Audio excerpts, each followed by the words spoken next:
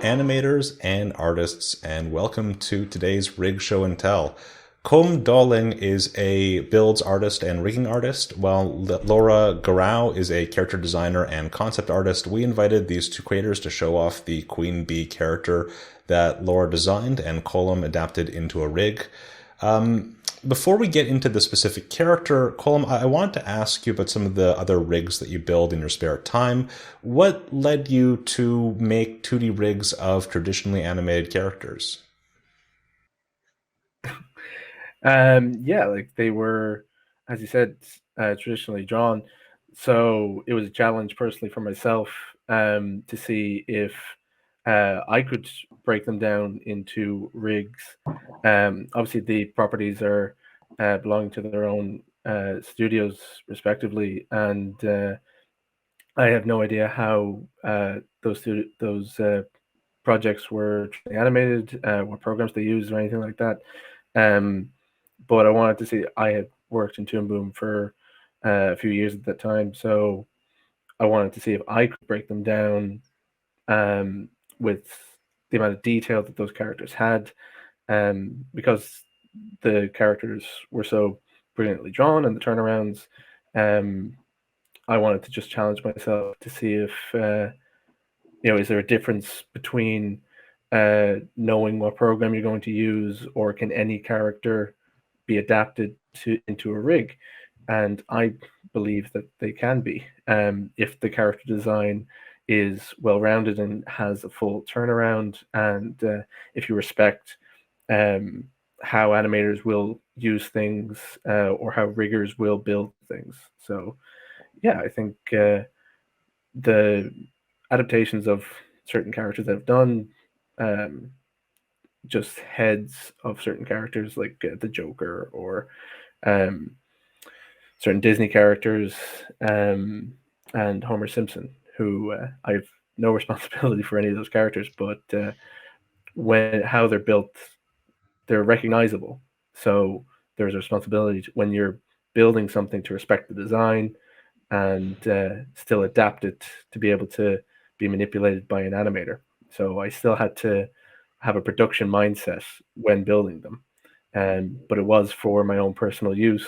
And then certain animators who I worked with reached out and said that they wanted to play around with it, and I was lucky enough to see them work on it, and they developed some fantastic walk cycles, and yeah, like they're uh, released on their respective Instagrams and Twitters. Um, yeah, so the reason was for to challenge myself, and the results uh, was so good that I kept adapting certain characters until, like, because I don't really come up with my own original characters. I can adapt other people's ideas. Yeah. Oh, let's talk a little bit about what you both do before we get any further. Laura, without getting into specifics about your current productions, can you tell us a little bit about what a character designer does?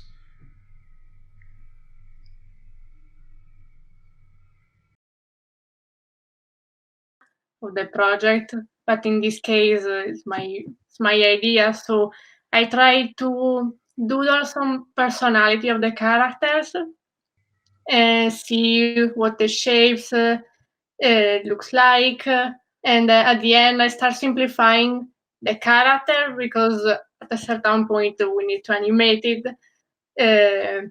So I start draw a turnaround to see if I can respect the volume. And then I start with some expression sheets and posing, because this is another part of the design that will show you if the character is ready for the animation. All right, awesome. And Colm, what is a rigging and builds artist? Well, the rigging and builds artist, in terms of 2D, is, like, specifically in Toon Boom, is taking the design and breaking down the character into certain shapes and joints, and making it malleable for an animator to manipulate, in a 2D file space. For myself, we would break down the head into several different shapes for the mouth and for the eyes. Anything that will move, or if there's hidden layers, for example, the eyelids. These are all just features that an animator would require. So we essentially build a drawing into a puppet for the character to be played around with by an animator to move around on pivots and joints, or depending on certain features that Toon Boom has, you can use bone tools, deformers, constraints, all for the same kind of result that you would see on screen. I always find that our best, we do our job well when no one can tell the difference. So that's a really good overview of what a rigging builds artist does. So let's look at a drawing right now. Let's take a look at the turnarounds first, I believe. Is that the first one we wanted to look at? All right. So Laura, can you tell us a little bit about the materials that you prepared and what the personal project that the Queen Bee character is from? So this character, Queen Bee, but then I call it Queen Baby. It's one of the main characters of this personal project that I developed. I think it was 3 years ago when I started doing an Inktober. So I try to motivate myself and draw a bugs every day, and I call it Insectober. And when at the end I realized that I have a lot of characters and I could develop actually a story. At the beginning I was like more, well, let's create this project so I can put it in my portfolio. But then Colm saw my big character and decided that hey, maybe I can rig it. And so at the end I saw her rigged and then also animated, and I'm like, maybe this project can continue. Nice, I can try to make some backgrounds, more finalized characters that I can show you later. So it's a story about bugs fighting mushrooms. More especially is the cordyceps mushroom, who normally infect the bugs, the real mushroom. And I got the inspiration to create this project. So I have 4 main characters. I made a lineup. These 4 characters will travel the world and try to find a solution to fight the Mushroom King. I love these character drawings. Yeah, so we have a bee, a bumblebee. They are brothers and sisters. And a little ladybug who is trying to discover himself.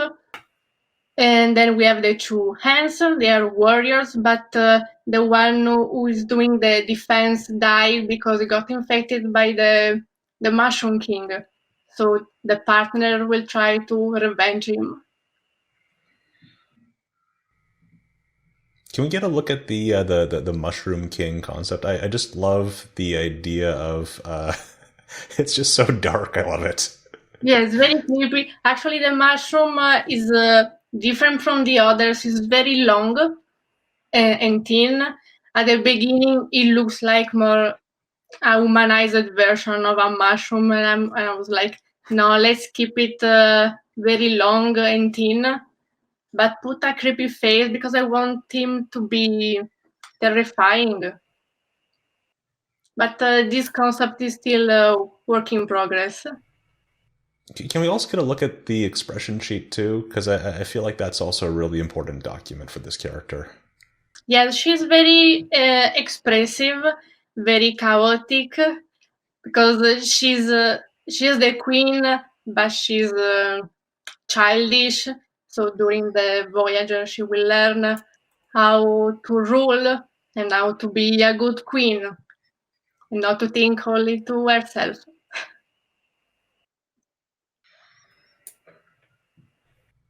All right. And were there any other materials they wanted to talk about before we get into the rig? Sorry, what? So were there any other materials that we wanted to show before we get into the rig?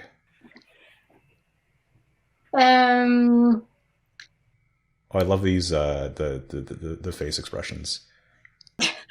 Yeah, sometimes she makes some expression that I do in real life, like the one with the teeth. Yeah, she's very childish. I'm happy with this design.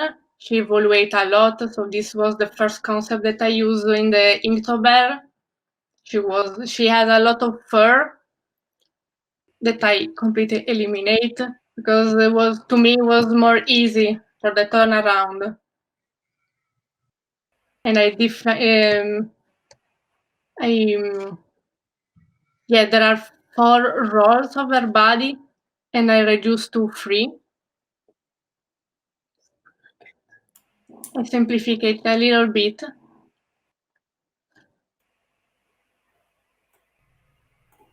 Yeah, one thing I really like about like insect character designs is that the bodies are already sort of segmented, and you can really play with that. And I see that you've done that a lot with the different designs. Yes, and I also try with the posing to see how she can move with this body. I think it's gonna work. And the rig that Colm made is amazing. Yeah, sometimes I think I will need to create some special poses to deform a little bit the body just in case.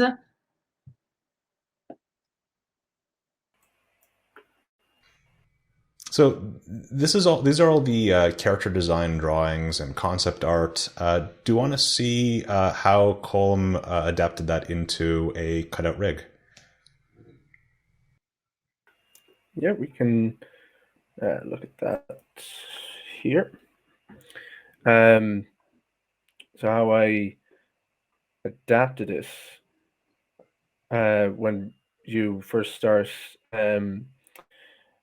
any rig, you should always scale it up to a proper size for the scene. That can always depend on, for the production, there will always be a set scale to compare other characters and props and backgrounds to.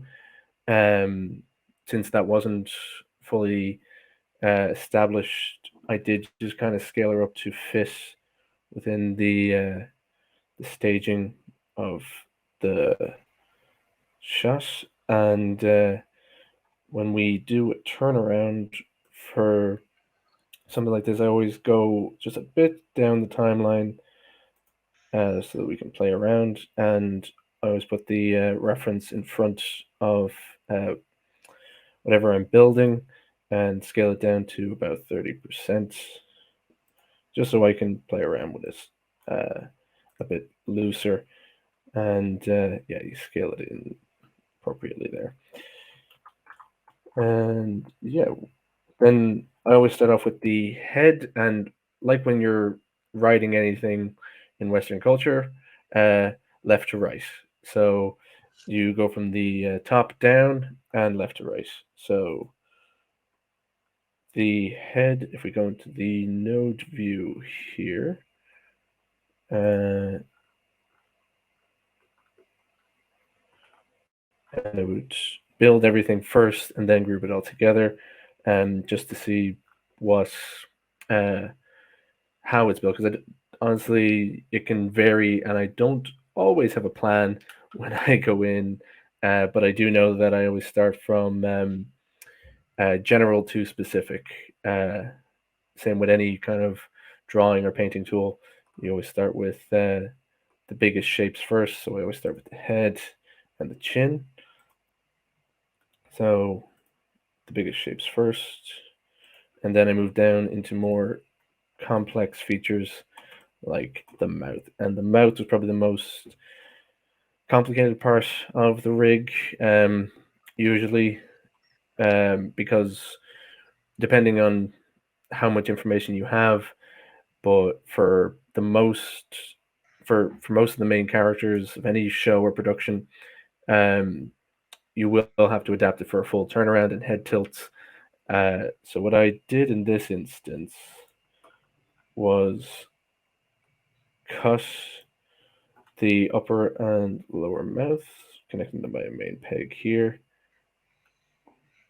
And there is the interior of her mouth sitting behind here, and the lower part of her mouth just cuts directly through her head, so that when I want to bring it to the profile view, it cuts into the side of the head naturally, as you would.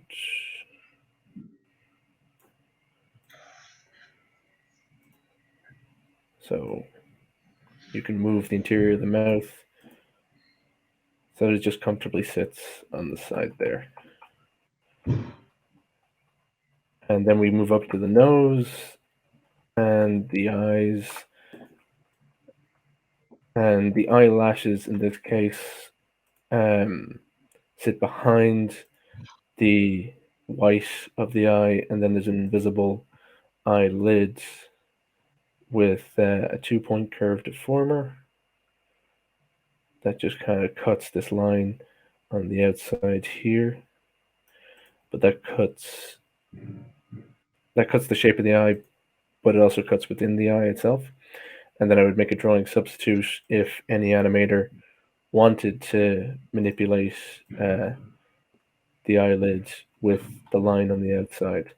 So I would use a lot more drawing substitutes if we need to play around with it,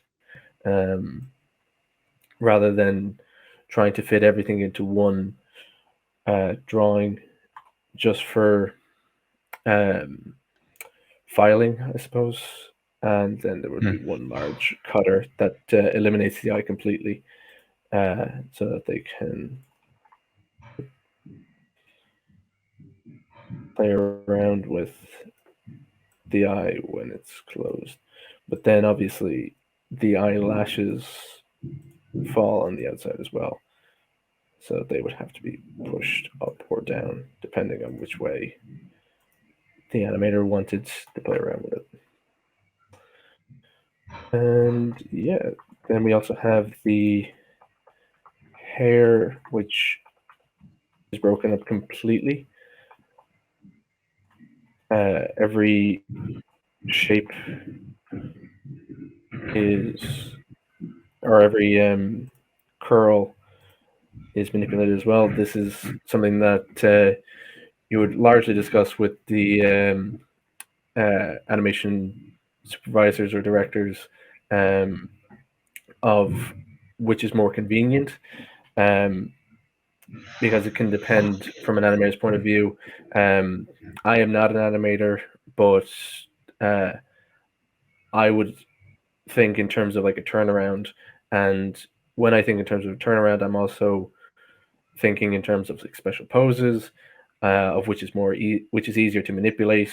If I were to draw this as a full solid image, then I would have to make a drawing substitute for every possible turnaround and angle, which is not impossible. You would just create a library, but you would have to sit down and make sure that you have that in there, and you would have to make sure that the animators know that that is what is happening with this view. Whereas with this, if you needed to create a small version of the hair for perspective, or push the angles with deformers if she was scared and you would jerk out the hair for some reason. It is all malleable. So I prefer to go in hyper detailed, um, but I know that that isn't to every animator's tastes or um, what they're normally used to. So again, it is a conversation that you would always have to have, depending on the rig. Um, and luckily, uh, with Lara, like I said, the I loved the design and the shapes of all these.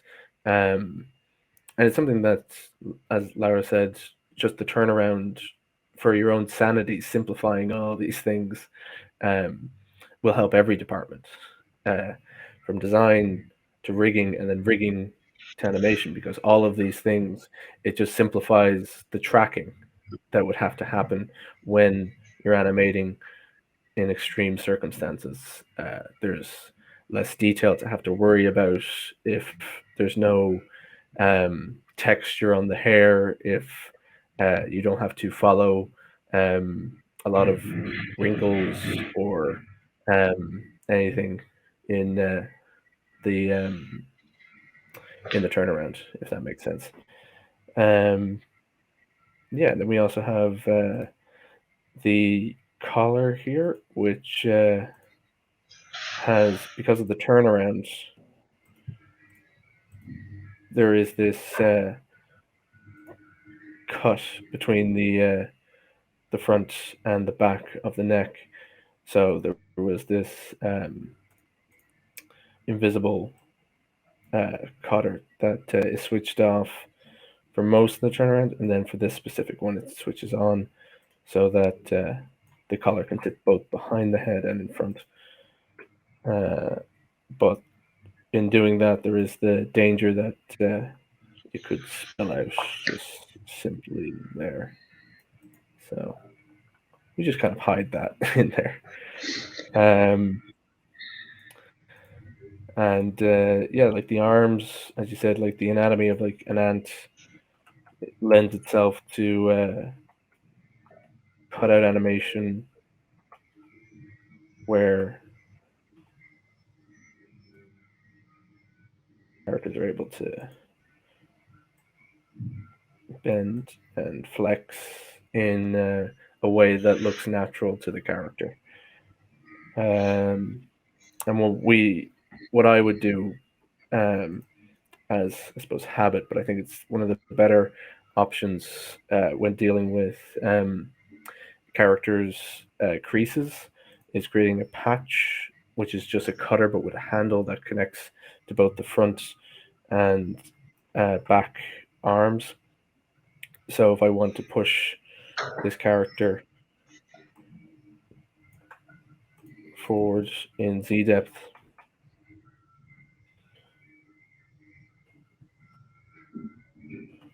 and then yeah, the crease falls there and behind. Yeah, and then the hands are just a simple library of different angles. There's not an extensive library that I've created yet, but that would be something that design, the art director, and animation would run through and create a library, and then rigging would create, could be up to about 50 different types of hands, but even then we wouldn't even be able to get every possible version of hands. And as a rigging and builds artist, I'm guessing you have to draw a lot of hands. Yeah, it's even that, like I said, we don't even get all of them in the end. It's something that we would ask animators. Like we would leave the space and the tools for them to go in and create anything that they could possibly need. Which is one of the benefits of Toon Boom anyway, is the malleability, that if you're missing a view, if you're missing an angle, all the drawings can be manipulated and redone to suit your needs. If you know how the character is built, and if you understand where the pivots and the pegs are, because it can, if you're not familiar with it, you can end up with something that has flown off screen.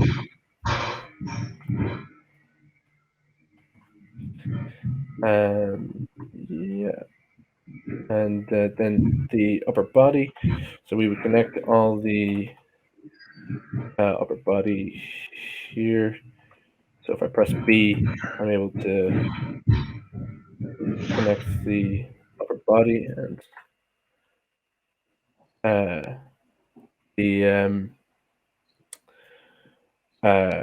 the arms itself. So if I come out of the head group and into the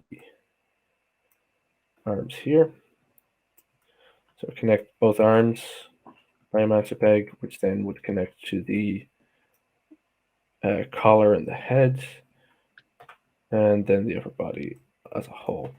And when dealing with the arms, what I do is the building one and cloning it, but with the clone selected nodes, drawings only. So it clones the exact drawings, but it creates new original pegs so that the animators manipulate specifically with the pegs and not the drawings, and then flipping the arm onto the other side, and then giving it a static transform tool so that the arm stays in a specific location with new coordinates as if they were 0. And then both arms are identical clones of each other with their own original pegs, but they're on opposite sides of the body. So that if you do anything to one arm, if you create any keyframes or animation with one arm, you can clone it onto the other arm without them being identical with in the exact same coordinates, which can happen without this, which I've seen where you animate an entire half of the body, or you want to do a walk cycle, and then you clone it onto a new hierarchy, and you've snapped the drawing onto each other, and then the two are animating on top. So static transform just eliminates that and puts them two different coordinates on the stage. Yeah, and then I do the exact same thing with the lower half of the body, but with again the nice clean legs here that have the toes sitting inside. A lot of this shape here, where I have an ankle or a shin, depending on the naming and the labeling that the production might use. I've seen it, because you're having to deal with a lot of different people around the world, so you have to label these things so that people can understand. Simply, you might be dealing with somebody who might not be as fluent in English, or might not specifically remember a term. So you can call it either upper leg, lower leg, thigh, shin, ankle, master leg, as you prefer, but it has to be consistent across the entire production, so that when people search for, when they suddenly learn what things are called, and if it's not called that on the next rig, people are going to start getting confused. But yeah, we have a hidden part of the underside of the foot just to reveal all these things, which is again that you just have to plan. If it's not part of the original design or at any angle that you've been delivered, doesn't mean that it's not there, and doesn't mean that it's not going to be used. So you just kind of have to plan around things like this. Sorry, it's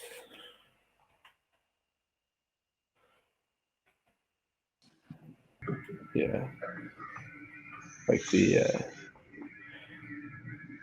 head or the back itself. If there's something revealed, like the wings here, I'm not a designer, so if I don't know what something looks like, I may have to send it back to the design department or message them on the side about color schemes, about details. That if I reveal these wings, there is an extra detail that is hidden behind there, is in the rest of the turnaround. So when I build the first view, I always go for the quarter front because that usually has most of the details in there, and it's usually the default setting when dealing with production, that the character will be sitting in quarter front. It's rare that a character is uh, standing directly facing the camera most of the time, which, like, I know that the classic T pose is where most people build their characters, but you never see that. Like in a character, no character stands like that. They're much more. There's more volume to them, and they're much more relaxed, which is usually what the quarter front offers as a default, I think. Yeah, and then building turnaround, I let the keyframes do a lot of the interpolation at first, and then I just kind of fill in the blanks and adjust it to fit more on model to the character. And then with the mouth shapes, I try to go into the references, filling in the color details. Again, just because it wasn't in the original turnaround doesn't mean that she would never open her mouth. You need to build those things in the first time, because it's very hard to go back and adjust things after it's been built. And the mouth shapes, tried to make them as big as possible, but still keeping to the cuteness of the character's face. And yeah, and most mouth shapes, or most lip sync mouth shapes, fit a certain pattern of the ah ooh, like the ums and the L's and F's and B's, and then fitting that into the profile as well.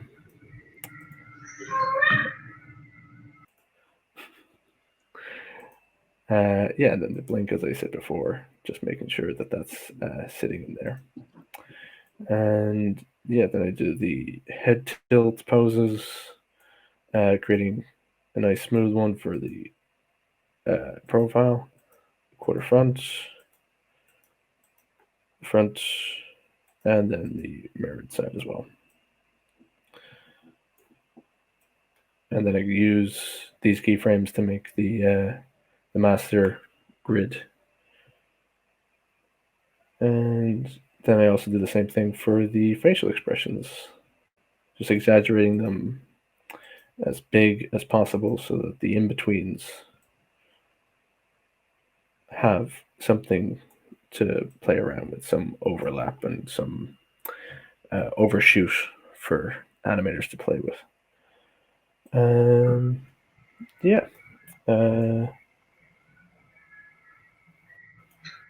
you have to play around with some of the poses as well to make sure that they can be used for animation. I always say, like, always play around with the rig after you're done, because you might find that pivots might be out of the way, or certain labeling, or you might break the character in Z depth if you push it too far, etc.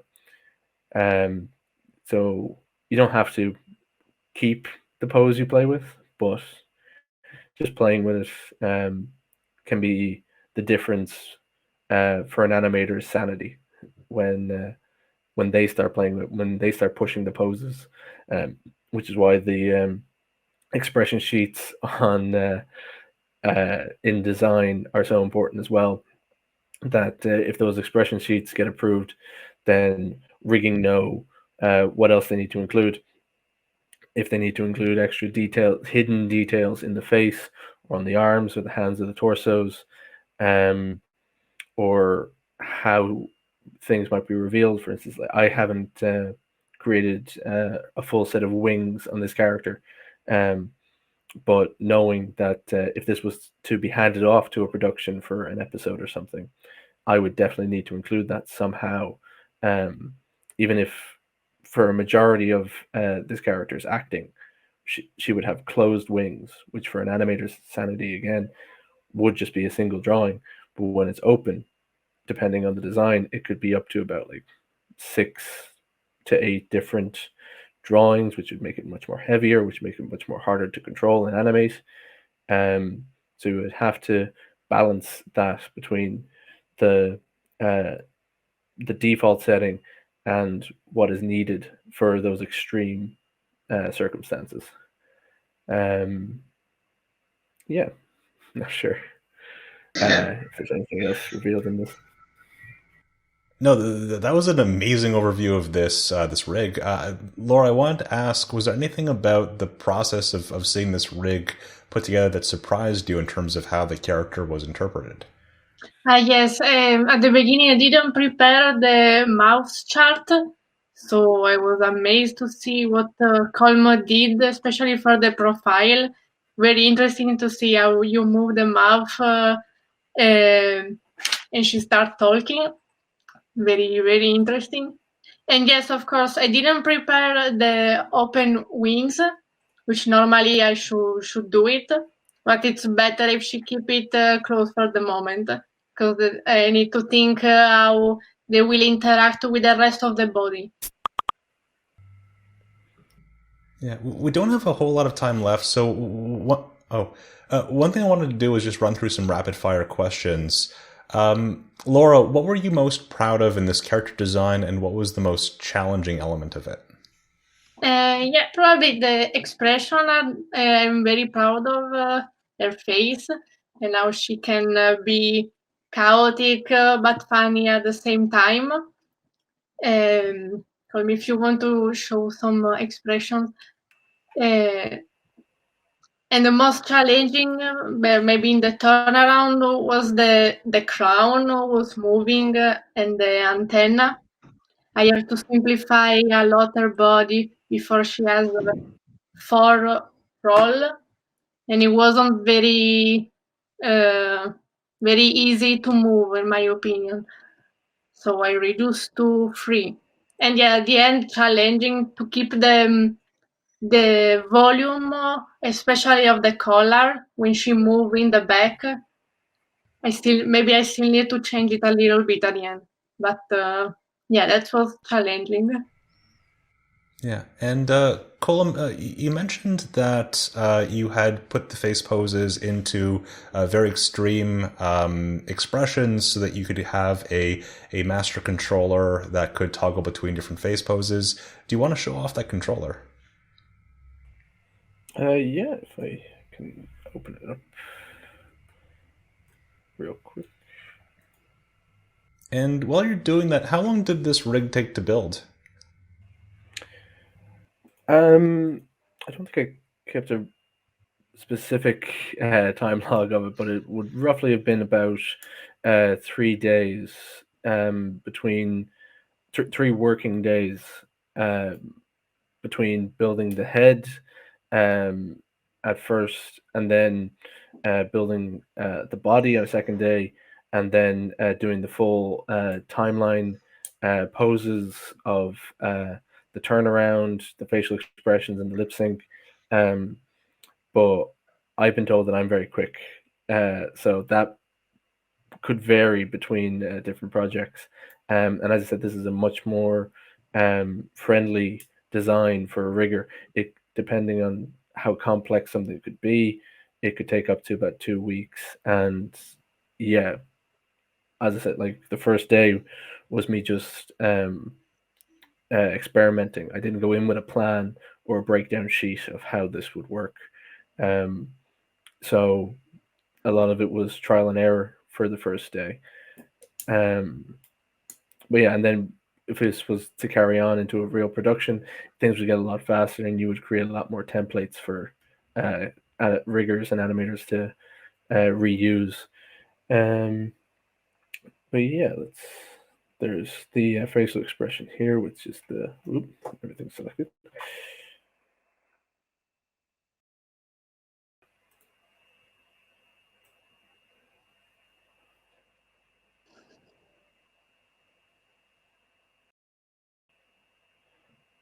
So yeah, there's only the 9 extreme poses, which is in the center and the edges. So in this, what I call the no man land area, these aren't approved poses, um, but they do fit with on model. So they're just there for aiding animators, because you can see when you stand between these two poses, there's like floating bits that are not approved in final designs. And yeah, there's also head tilts that break very quickly. um, Step back to yeah.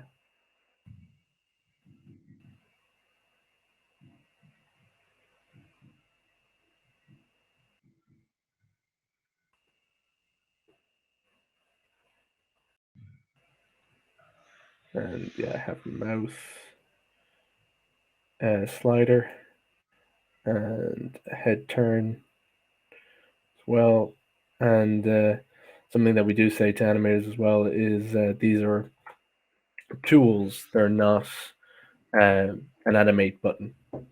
You know, they are just specific poses pre-made, but they're not an animate uh, button, if that makes sense. Yeah, a lot of it is just sliders, and then there's a blink one as well. Before we run out of time, I want to ask you both, do you have advice for artists who want to design and rig characters? Laura, let's start with you. Yes, for sure. Always looking at the drawing references, and also from picture from of costumes, of nature, that will inspire you and will increase your creativity, because for me that's how it works.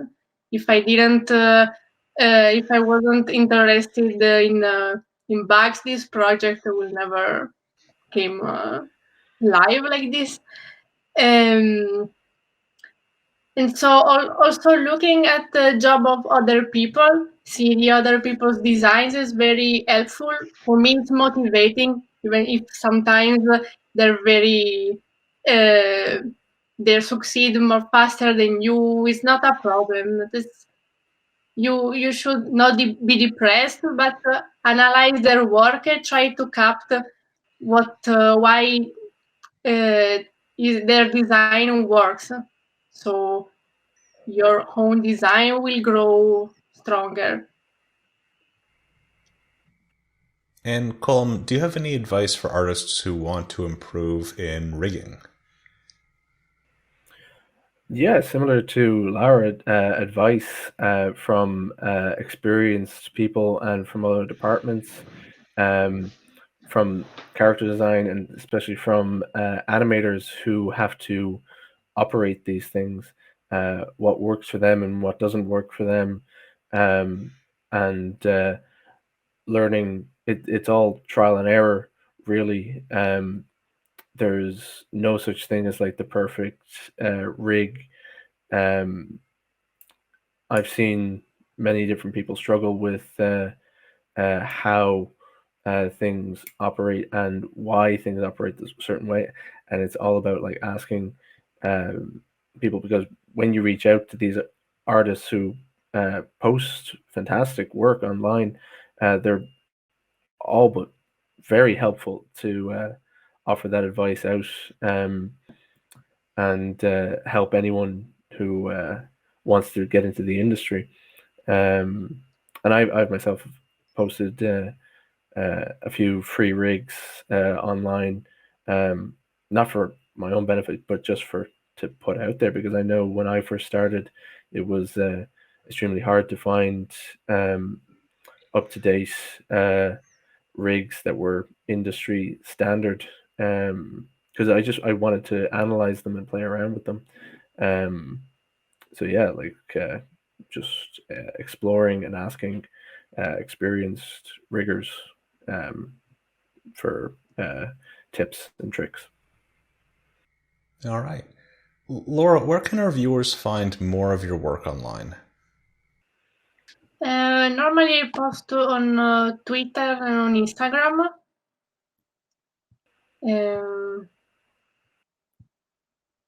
On Twitter is Laura Garau 94.